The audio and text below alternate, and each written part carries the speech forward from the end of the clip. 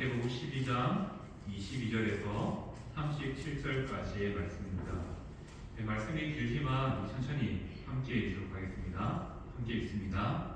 그때 귀신 들려 눈 멀고 말 못하는 사람을 데리고 왔거늘 예수께서 고쳐주심에 그 말 못하는 사람이 말하며 보게 된지라. 우리가 다 놀라 이르되 이는 다윗의 자손이 아니냐 하니 바리새인들은 듣고 이르되 이가 귀신의 왕 바알세불을 힘입지 않고서는 귀신을 쫓아내지 못한다 하거늘 예수께서 그들의 생각을 아시고 이르시되 스스로 분쟁하는 나라마다 황폐하여질 것이요 스스로 분쟁하는 동네나 집마다 서지 못하리라. 만일 사탄이 사탄을 쫓아내면 스스로 분쟁하는 것이니 그리하고서야 어떻게 그의 나라가 서겠느냐. 또 내가 바알세불을 힘입어 귀신을 쫓아내면 너희의 아들들은 누구를 힘입어 쫓아내느냐. 그러므로 그들이 너희의 재판관이 되리라. 그러나 내가 하나님의 성령을 힘입어 귀신을 쫓아내는 것이며 하나님의 나라가 이미 너희에게 임하였느니라. 사람이 먼저 강한 자를 결박하지 않고서야 어떻게 그 강한 자의 집에 들어가 그 세간을 강탈하겠느냐. 결박한 후에야 그 집을 강탈하리라. 나와 함께 아니하는 자는 나를 반대하는 자요 나와 함께 모으지 아니하는 자는 해치는 자니라. 그러므로 내가 너희에게 이르노니 사람에 대한 모든 죄와 모독은 사하심을 얻되 성령을 모독하는 것은 사하심을 얻지 못하겠고 또 누구든지 말로 인자를 거역하면 사하심을 얻되 누구든지 말로 성령을 거역하면 이 세상과 오는 세상에서도 사하심을 얻지 못하리라. 나무도 좋고 열매도 좋다 하든지 나무도 좋지 않고 열매도 좋지 않다 하든지 하라. 그 열매로 나무를 아느니라. 독사의 자식들아 너희는 악하니 어떻게 선한 말을 할 수 있느냐. 이는 마음에 가득한 것을 입으로 말함이라. 선한 사람은 그 쌓은 선에서 선한 것을 내고 악한 사람은 그 쌓은 악에서 악한 것을 내느니라. 내가 너희에게 이르노니 사람이 무슨 유익한 말을 하든지 심판날에 이에 대하여 신문을 받으리니 내 말로 의롭다함을 받고 내 말로 정죄함을 받으리라. 아멘. 오늘 말씀의 제목을 성령 모독의 죄, 이거 성령 해방죄라고 하죠. 이 제목으로 한번 정해봤습니다. 우리가 성령 모독의 죄라고 하면 또 마음이 무엇이죠? 왜냐하면 우리가 살다 보면 하나님을 원망할 때도 있고요. 때로는 타인을 향하여서 나쁜 마음과 나쁜 말을 할 때도 있습니다. 그리고 우리의 믿음이 흔들릴 때도 있다는 것이죠. 자, 이런 것들을 생각하면서 우리가 혹여나 하나님의 이름을 망령되게 부르거나 하나님의 이름에 누가 되는 일을 행하지 않는가 우리를 살펴보게 됩니다. 그렇게 우리를 또 점검하기도 하게 된다는 것이죠. 하지만 성령 해방죄, 성령 모독죄는 어떤 사람이 짓느냐면 불신자들이 짓는 죄가 성령 모독죄이고요, 성령 해방죄입니다. 성도는 결코 성령 모독죄나 해방죄를 지을 수 없습니다. 회개하고 돌아오고 싶다. 내가 잘못을 깨닫고 돌아오고 싶다. 그 자체가 성령 해방죄, 모독죄를 지을 수 없다는 것을 의미합니다. 왜냐하면 우리 안에 하나님이 계시기 때문에 우리 안에 돌아가고자 하는 마음, 또 회개하고자 하는 마음들이 일어나기 때문입니다. 오늘 시간 성령 모독의 죄라는 제목으로 주어진 본문을 우리 한번 짧게 살펴봤으면 좋겠습니다. 자, 여전히 마태복음 12장은 안식일이라는 상황 가운데서 일이 진행되고 있습니다. 예수님께서 제자들과 안식일날 길을 가다가 이삭을 주워 먹게 됩니다. 그리고 손 마른 사람을 고치게 됩니다. 또 그때라는 일글과 함께 귀신 들려 눈 멀고 말 못하는 사람을 만나 또 치유하시는 사건을 동시에 보게 됩니다. 자, 눈 멀고 말 못한다는 것은 시신경에 문제가 생겼고 또 혀에 문제가 생겼다라는 것을 의미합니다. 하지만 이 병이 이러한 이유에 기인한 것이 아니라 성경은 분명히 말하죠. 귀신에 들려서 일어난 질병이다라고 말합니다.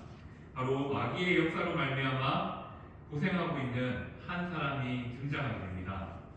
우리가 오해하지 말아야 될 것은 가끔 또 이런 논리를 펼치는 사람이 있습니다.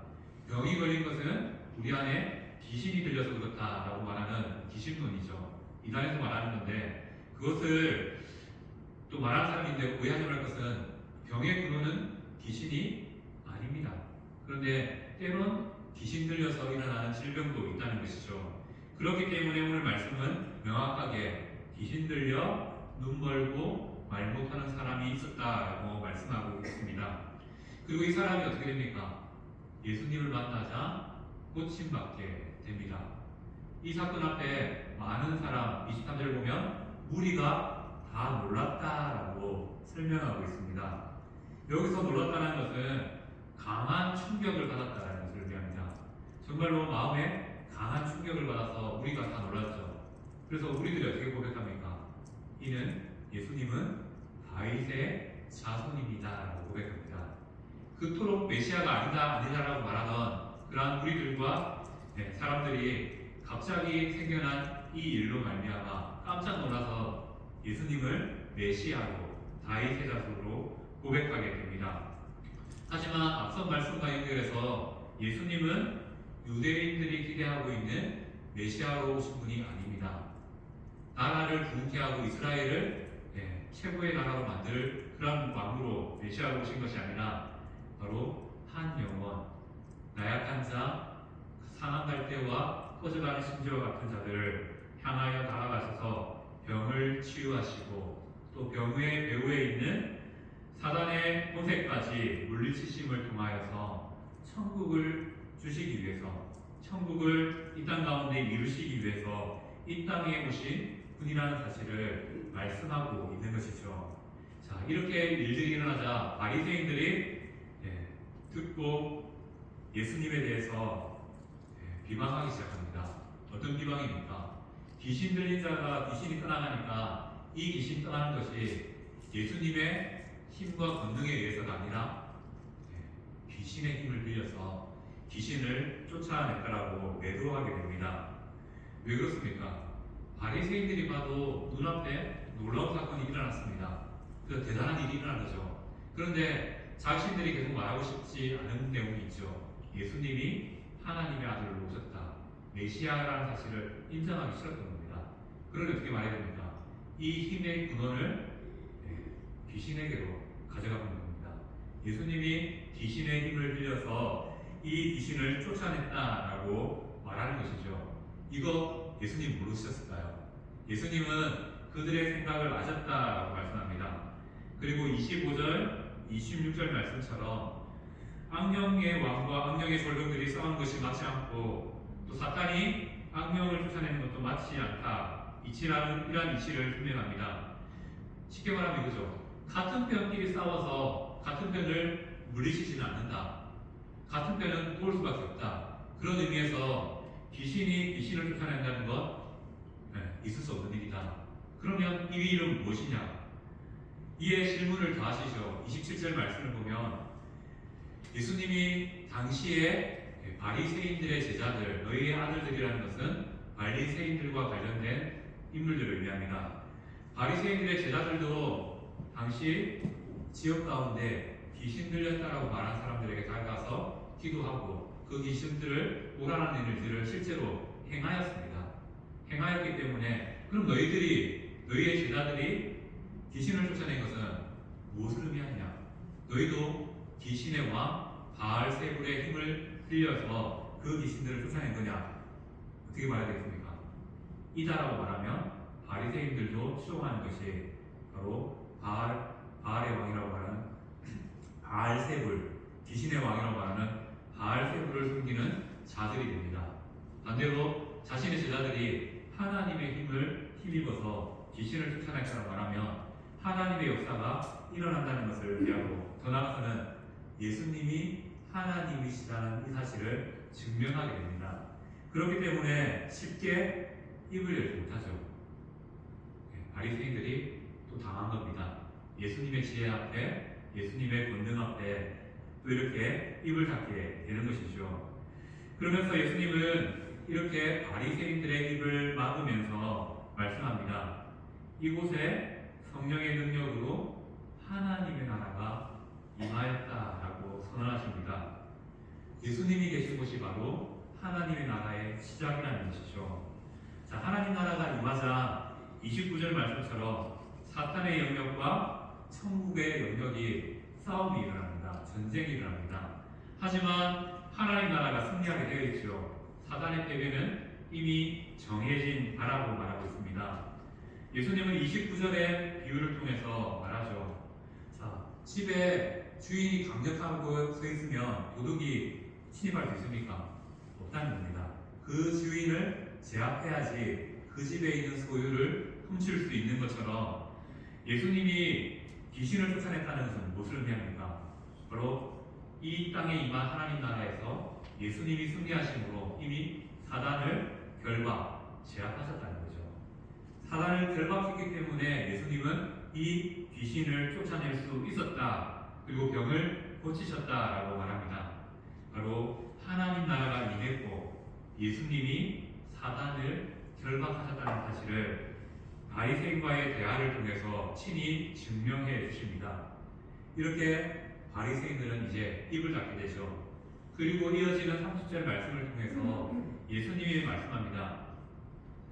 예수님과 함께하지 않으면 예수님을 반대하는 자가 되고 예수님과 함께 모으지 않으면 흩어버리는 사람이 된다라고 말합니다. 사람은 둘 중에 하나인 것이죠. 예수님 편에 서든지 아니면 예수님을 반대하는 편에 서든지 둘 중에 하나라는 겁니다. 오늘 말씀에 비추어 보면요, 예수님께 붙어 있든지 사단에게 붙어 있든지 둘 중에 하나가 인간의 삶이라고 말씀하고 있습니다. 중간지대 있습니까? 없습니다. 우리가 예수님께 온전히 붙어 있든지 아니면 예수님과 상관없이 살아가든지 바로 두 가지를 말씀하고 있습니다. 그렇기에 성도들은 반드시 결단해야 될 것이 있습니다. 오늘 말씀처럼 우리가 예수님과 함께 있을 것인지 아니면 또 예수님과 멀어질 것인지 당연히 우리는 함께하는 자리를 선택하겠죠. 더불어 또 결단해야 됩니다.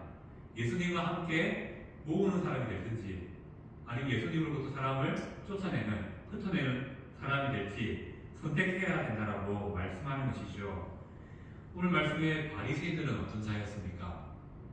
예수님과 함께 모은 자가 아니라 예수님으로부터 사람들을 흩어버리는 자였다는 것을 알 수 있습니다. 이렇게 살아갈 수 있는 것이 우리의 삶이라는 것을 다시 한 번 더 생각해 보게 됩니다. 그리고 더불어 이어지는 말씀을 통해서 우리가 오늘 말씀의 제목으로 잡았던 것처럼 성령 모독의 죄, 성령 회방의 죄에 대해서 말씀하고 있습니다.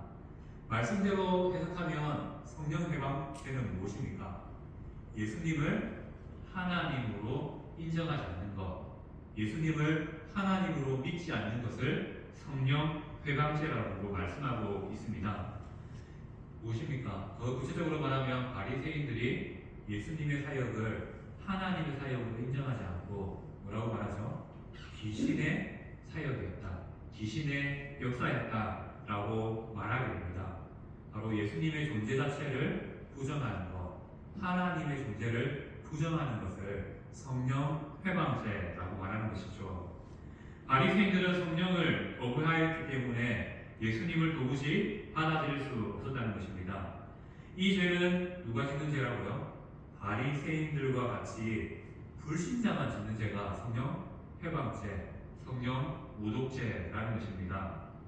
예수님을 거부한다는 것, 성령을 거부하는 것과 같죠. 예수님을 거부하면 용서를 받을 수 있지만 성령을 거부하면 영원토록 용서함을 받지 못한다라고 말합니다. 예수님을 제대로 고백하지 못하면 결국 믿음이 생기지 않고 예수님을 거부하게 된다는 것도 동시에 의미한다는 것이죠. 예수님을 거부하면 용서받지만 성령을 거부하면 용서받지 못한다는 말은 예수님이 성령님보다 열등하다는 것은 아닙니다. 예수님의 신성을 의심하는 자는 용서받을 수 없다라는 의미로 말씀하신 것이죠. 고로 예수님께서 설명하는 것이 있습니다. 내가 하나님이다.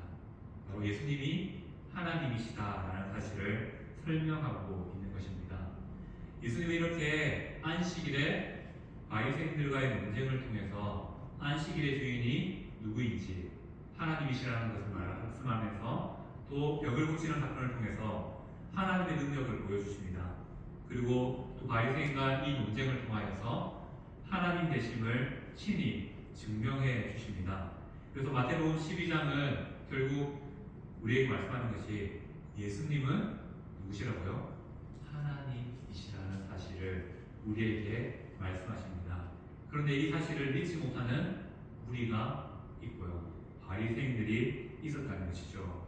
그래서 예수님은 말씀을 통해서 더하시죠. 32절부터 이어지는 37절까지 이어지는 말씀은 말에 대한 부분들을 다루고 있습니다. 자, 좋은 열매로 나무가 좋은지 나쁜지 알 수 있다라고 말합니다. 이 좋은 열매는 무엇입니까? 오늘 말씀 본문에 따라 보면 여러 가지를 생각해 볼 수 있지만 우리의 입으로 나오는 말을 통해서 이 나무가 좋은 나무인지 나쁜 나무인지 알 수 있다는 것이죠. 자, 바리새인들은 예수님을 비방하고 예수님의 사역을 무시하고 귀신이 행했다라고 말합니다. 이 말이 무엇을 의미합니까? 그 나무가 좋지 않다는 것을 의미합니다. 하지만 반대로 우리 오늘 처음 소개해 나왔던 무리들처럼 예수님의 행하심을 보고 깜짝 놀라 다윗의 자손이라고 고백했던 그들은 어떻습니까? 말을 하는 거 보니까 그 말을 통해서 그들의 마음 가운데 믿음이 있는 사람이라는 사실을 알게 됩니다. 좋은 나무라는 것이죠. 이렇게 예수님은 행하심을 통하여서 행동을 통하여서 우리에게 선한 일이 무엇인지 좋은 나무가 좋은 열매가 무엇인지를 알려주십니다. 그리고 우리의 나타나는 이 말을 통해서 우리는 우리가 어디에 속한 자인지를 보여주게 된다는 것이죠. 그래서 우리의 말이 중요하다는 겁니다. 우리의 말 한마디를 통해서 천국이 나타날 수도 있고요. 우리의 말 한마디를 통해서 지옥이 땅 가운데 임할 수 있다는 것입니다. 바리새인들은 속에 가득한 것을 악함으로 말했습니다. 하지만 우리들은 예수 그리스도를 믿기 때문에 예수 그리스도의 가득한 선함을 통해서 선함을 보여줌을 통해서 우리가 누구에게 속하여 있는지를 보여주어야 된다는 것이죠. 그리고 이어지는 36절, 37절 말씀을 통해서 말씀합니다. 사람은 자신의 말과 행실을 통해서 자신의 마음이 무엇인지를 나타낸다라고 말합니다. 그리고 자신이 맺게 되는 열매, 말과 행실을 통해서 심판날, 심판대 앞에 서게 된다라고 말씀합니다. 이렇게 예수님은 다시 한 번 더 바리새인들을 향하여 강하게 책망하시죠. 이 책망의 의미는 무엇이겠습니까? 너희는 안 된다라는 의미가 아닙니다. 예수님은 다시 한 번 더 바리새인들을 향해서 지금이라도 회개하고 돌아오면 된다라는 것을 말씀하시는 것이죠. 예수님은 여전히 바리새인들이 예수님을 거부하고 비방하지만 바리새인들을 불쌍히 여기시는 긍휼의 하나님이심을 보여줍니다. 또 하나님은 바리새인들의 반대에도 불구하고 그들이 어떻게든 끝까지 포기하지 않으시고 돌아오기를 바라고 계신다는 것이죠. 예수님은 바리새인들도 회개하여 돌아오기를 바라며 오늘 말씀을 계속 이어가신다는 것이죠. 자, 오늘 말씀을 통해서 우리가 한번 생각해 봅시다. 우리 안에 믿음이 있으면요, 우리는 성령을 빼방하는 죄, 성령을 모독하는 죄를 지을 수 없습니다. 왜냐하면 회개하는 것 자체가 우리가 하나님을 무시하지 않고 산다는 의미고요, 하나님을 간직하고 산다는 것을 의미합니다. 그래서 우리 안에 내가 잘못했는데 이 마음은 무엇입니까? 우리 안에 믿음이 있다는 거고요. 별로 하나님이 우리를 다스리고 있다는 거고요. 또 우리 안에 하나님의 나라가 임했다는 것을 의미합니다. 그런데 만약에 우리가 나의 잘못 가운데서 회개하지 못하는 그런 마음이 있다면 한번 의심해 봐야 됩니다. 내 안에 정말 믿음이 없는 것은 아닌가? 내 안에 바른 믿음이 아니라 불신하는 마음이 있는 것은 아닌가라고 점검하게 된다는 것이죠. 더 나아가서 성도는 말을 통해서 열매 맺는 자, 말의 열매가 나타나는 자라고 말합니다. 이 말에는 입으로 나오는 말과 행동을 동시에 담고 있습니다. 우리의 말과 행동이 우리 안에 누가 계신지를 드러낸다라고 말씀하고 있죠. 자, 우리의 말과 행동은 누구를 드러냅니까? 그리스도를 드러내고 있다는 것이죠. 물론 우리 안에 부족함이 있을 수 있습니다. 나의 성격이, 나의 거친 말들이 변화되지 않은 부분들이 하나님에 대해서 온전히 나타내지 못하는 영역들과 그러한 모습들이 있을 수 있습니다. 하지만 기억해야 될 것은 우리는 이미 예수 그리스도 안에 거했고요. 우리 안에는 하나님이 계시다는 사실입니다. 그래서 그러한 못한 부분이 있지만 하나님은 또 깨닫게 해주실 것이고요. 또 깨달음을 통해서 우리를 원한 부분들을 긁어내시고 또 깎아내심을 통하여서 우리의 삶이 조금 더 예수님을 닮은 모습으로 우리 안에 계신 예수님을 보여주는 삶으로 만들어 주실 것을 말씀하고 있습니다. 그리고 우리의 말 한마디에 우리의 믿음이 담긴다는 것을 기억하면서 이번 한 주 말에 대해서 한번 깊이 고민해 보시고 옆에 있는 지체들을 세우는 말과 또 나의 직장에서 믿지 않는 사람들을 향하여서도 감사의 말과 세우는 말들을 통해서 내 안에 그리스도를 보여줄 수 있는, 나타낼 수 있는 성도님 되시기를 간절히 소망합니다. 아멘.